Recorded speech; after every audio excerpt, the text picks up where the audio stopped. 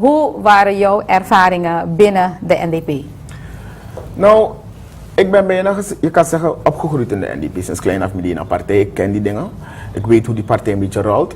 Totdat je ouder wordt en begint te leren wat structuren zijn, wat statuten zijn. En dan ga je een beetje meer lezen over hoe dat ding in elkaar zit. Cedric, is het waar, en dit moet ik echt vragen, is het waar dat Oser een soort militair kampement is?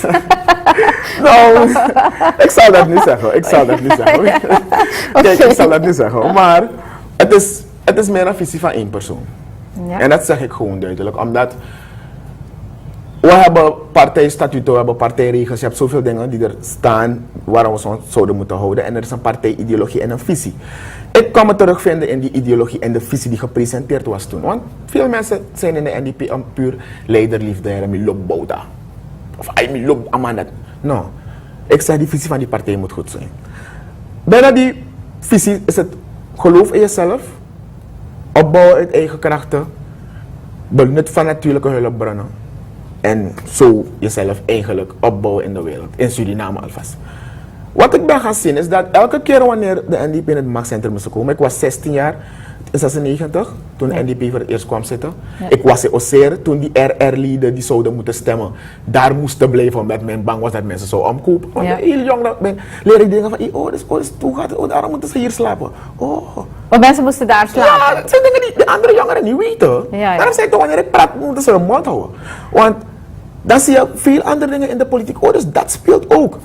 En in 2000, wanneer die regering van NDP aan de kant wordt gezet, dan zie ik al die mannen die nu weer big shot spelen, tussen 2000 en 2010, denken ons keer.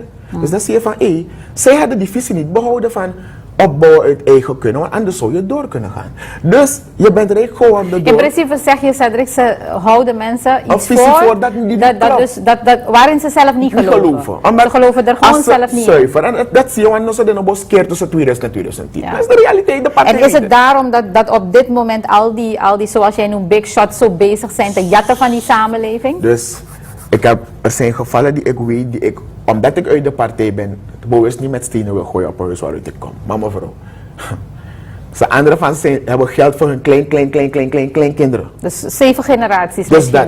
En dat vind ik het erg wanneer we hebben gezegd, nee, we gaan juist opbouwen uit eigen middelen en het land opbouwen uit wat het land bezit.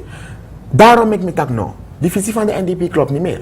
Omdat die president heeft gezegd, we gaan het land opbouwen uit de landbouwvisie, we gaan de voedselschuur worden. En dan krijgen we plotseling investeringen in de mijnbouwsector, omdat vrienden en connecties in die area of interest grond kunnen krijgen om later te dealen. Want iedereen weet, Parbode heeft het gepubliceerd, de 10 Golden Boys. En iedereen weet wie girl. en One Golden Girl.